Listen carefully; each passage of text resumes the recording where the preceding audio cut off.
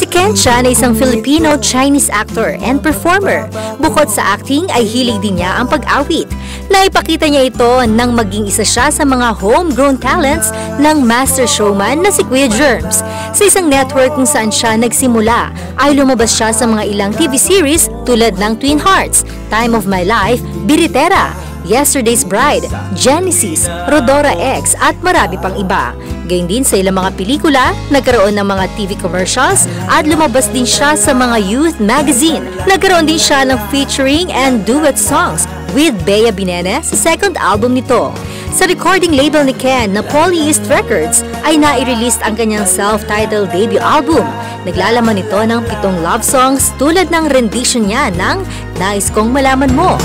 Nais kong malaman mo, naging bahagi ka ng buhay ko. Iibig kita, tunay sa'king tuwina o sinta. At ang classical song na Born For You. That I was born for you, it was written in the stars. Yes, I was born for you, and the choice was never ours. It's as if the powers of the universe.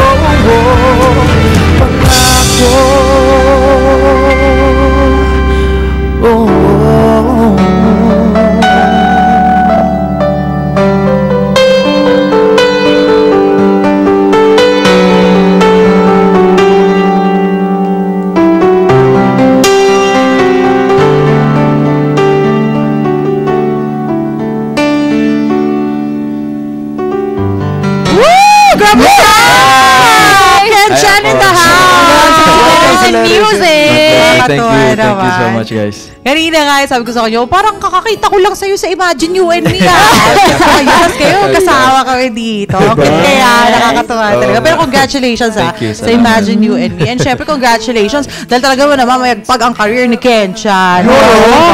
Iba-iba, teleserye noon sa Destiny Rose nga, diba? Tapos ngayon, ito na naman. Actually, sa Master Showman, Destiny Rose. Tapos ito, may babalita siya sa akin. Sa akin lang talaga. Sa'yo lang. Tumulong niya ba sa'yo? May babalita siya sa atin. Pero bago yan, Ken, ito may mga katanungan para sa yung ating mga ka-Facebook. Okay lang? Oo naman. Sige. Siyempre. Simulan na natin sa math question. Sabi ni L. Reed, Hi Kuya Ken, how's life? Ano pong mga paghahanda ang inyong ginawa sa bawat karakter na ginagampanan mo? Yun lamang po at maraming salamat. O yun nga, how do you prepare nga ba sa iyong mga roles? Kasi ako, pag binibigyan ako ng role, minimake sure ko talaga na bibigay ko yung best ko dito. Sobrang before ko gawin yung teleserye, gusto ako na mismo nagre-request, I need the workshop. Talaga. Very hands-on ka din, no? Pero, talagang sinasabi ko sa management na para lang masigurado talaga, gusto ko handa ko workshop, internalization, lahat para magawa ko ng maayos yung gagampanan ko, especially dun sa ginawa ko before, yung pagiging transgender. So, paano mo naman nag-prepare? Ito, matanong ko lang talaga kasi nakapanood ako nun eh. Abang nag-engagement noon yung time na yun. Paano mo siya prepare? Paano mo siya prepare? Kapag kunyari sa isang role ba na gagawin mo, may pagre-research ka pang ginagawa. Lagi ako nagre-research. Ayun. Tapos nakakatulong sa akin yung laging panonood ko ng mga movies. Ayan. Yung mga classic movies. Ayan na. Sobrang ganda tip yan. Ano niya doon, pagka-arte niya doon? Nagtaka si Chad kanina. Ano sa akin? Yan ba si Destiny Rose? Oo nga. Bakit ganun? Parang lalaki. Ano mo ba ka? Sabi nga niya, Seth, tanong mo, parang ayoko nahihiya ako. Ganyan talaga ang mahuhusay na artista. Talagang very believable talaga yung ginagawa. Akala mo siya na talaga, yun na talaga siya in real life. Anyway, may isa pa tayong katanungan para sa'yo. Galing naman kay AJ Cuyugan Lubio. Hi, Ken-chan. Sino ang crush mo sa showbiz? No? At maka-love team mo one day. Gusto mo maka-love team mo one day. Hashtag Ken-chan cutie. Wow. Get naman. Crush ko talaga noon pa si Jenlyn Mercado. Jenlyn Tapos Mercado. sana makatrabaho ko siya soon. Ano bang gusto mo na storyline pag kayong dalawa ni Jenlyn Mercado? Ano ba? Rom-com. Kasi napakagaling ni Jen sa rom-com eh.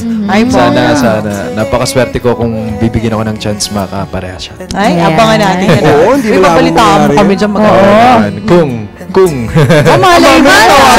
Pagkatapos ito, tawagan ka na ni Jen. Si Jenny mismo, no, tatawag sa kanya. Hindi, friends naman kami ni Jen, pero hindi niya alam na crush ko siya ngayon lang yata. Ipopost namin to sa Facebook. Post lang naman dyan paghanga dyan. Tag natin sa Instagram. Dapat lagi ka nanonood ng Letters and Music. Dito nyo malalaman yung mga post. Yung mga deepest, darkest secret. Darkest talaga. May darkest. Hindi naman dark yun. Ito, isa pang katanungan. Yes. Ito naman mula kay Aliana Yesha Natsumo Galang. Hi, Kuya Ken. Natsumoto pala. Natsumoto Malaki pa ng Galang. Hi, Kuya Ken. Nasa isip pa rin po namin yung galing mo sa pag-act. Then, nasa music industry ka na rin po pala. Just wanna ask, wala kasi akong salamin eh. What is your inspiration sa pagpasok mo sa music industry? Ayun. Ano ba mas nauna kay Ken? Ang pag-arte o pag-awit? Nauna kasi talaga yung acting eh. Acting Doon talaga. talaga po ako sa acting. Pero bata pa lang ako kumakanta na. Ay, hindi ko alam na kumakanta ako. Basta kanta lang ako ng kanta. Ano ba mga madalas na kinakanta ni Ken ng kanyang kabataan? Hanggang ngayon, old soul ako eh. Mahilig ako sa 80s. Mahilig ako sa lumang kanta. Ay, talaga. Ito, mga love songs. Hilig ko yan. Actually, yung inawit mo, cover yan eh. At syempre, sumikat yan noong 90s. 90s Oo, naman, tama. di ba? Yun. Naku, talaga naman. Old soul pala itong si Ken. Old school is good school daw, di ba? Kasi ginatawag eh, kapag kunyari yung mga medyo bata tulad natin. Tapos may hilig sa mga lumang Tatawa ka. Wala lang kasi. Siya kasi pinakamatanda dito. Ako pinakamatanda eh. Ano ka ba? Ano naman? Chat nga pala to. Ano favorite na old song mo talaga na kinakanta mo before? Gusto ko yung favorite ko yung Don't Know What to Do. Uy, paano yun? Nakalimutan ko na yun. I love you only in my mind, but I know that there will come a time to feel this feeling I have inside. Yeah! Ang At lamig itong na boses. awiting ito ay ginawit ni Rick Segreto. Tama, si Rick Ay, Segreto. alam na. Gusto si sa Ate Apple. Ay, pala-research ako.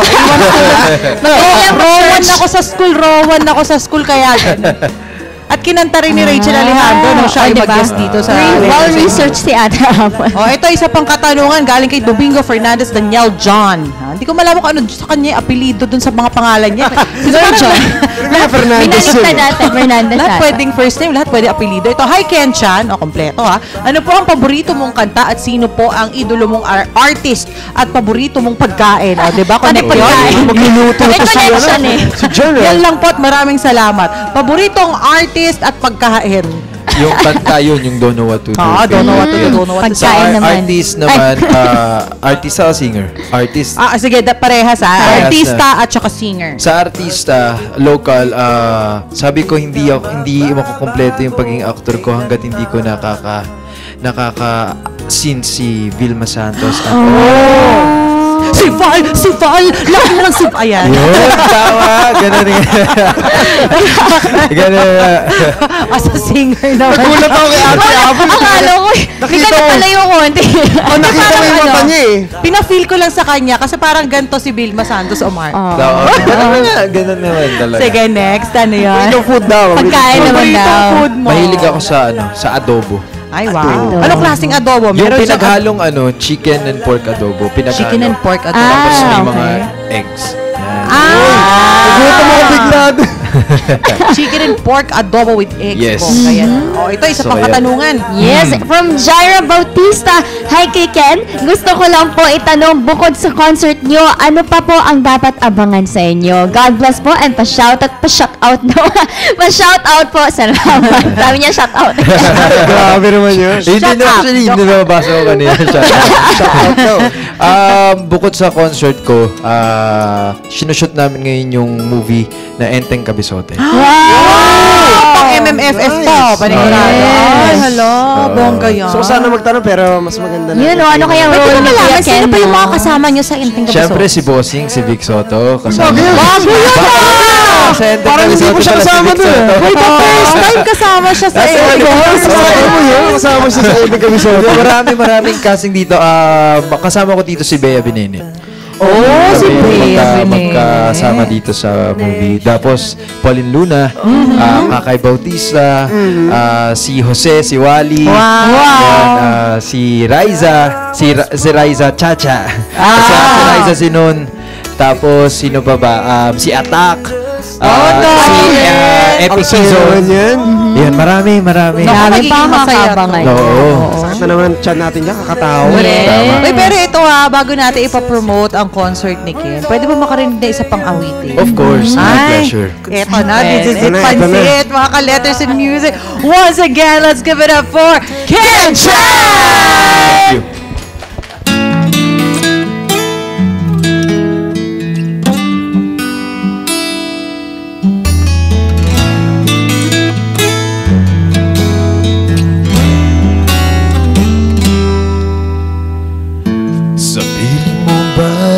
Ikaw ay may lungkot na nararamdaman. Damdamin mo ba'y hindi maintindihan? At sa tuwing ako ang nasa iyong isipan, may nakita ka ba na ibang kasiyahan? Nandito lang ako, maghihintay sa'yo na mapansin ang aking damdamin na para lang sa'yo.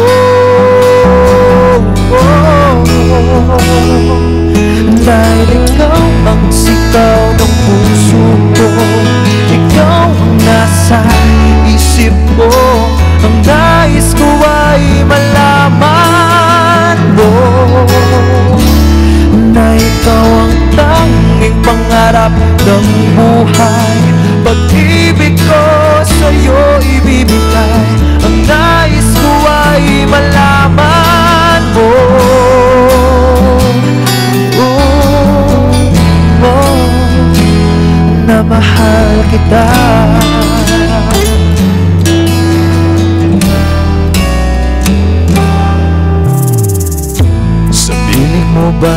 ikaw ay may sakit na nararamdaman. Damdamin mo ba ay sinasaktan? At sa tuwing ako ang nasa iyong panaginip, may nakita ka ba na ibang kasiyahan? Nandito lang ako,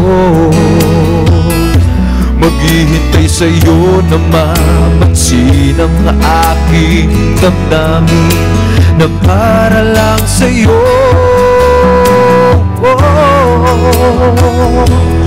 Dahil ikaw ang sigaw ng puso ko, ikaw ang nasa isip ko, ang nais ko ay malaman mo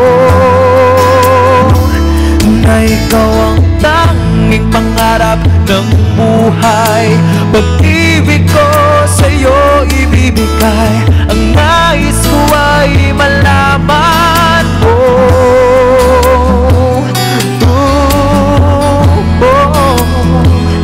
na mahal kita.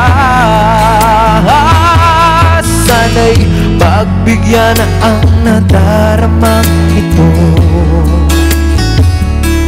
Sana'y masabi mo na mahal mo rin ako.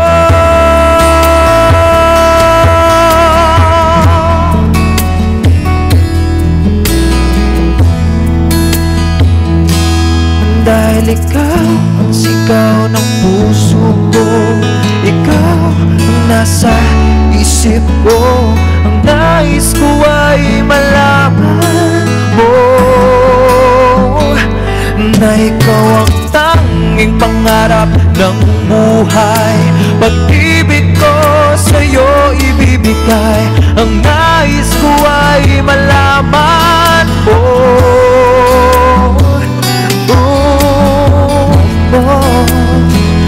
na mahal kita.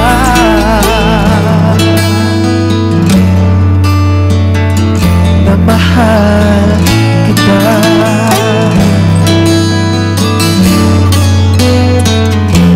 Na mahal kita. Thank you.